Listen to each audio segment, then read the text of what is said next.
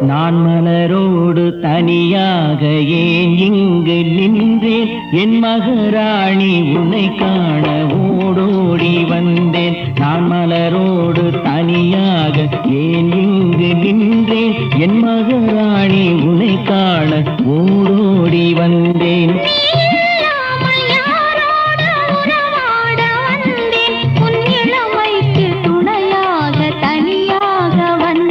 நான் மலரோடு தனியாக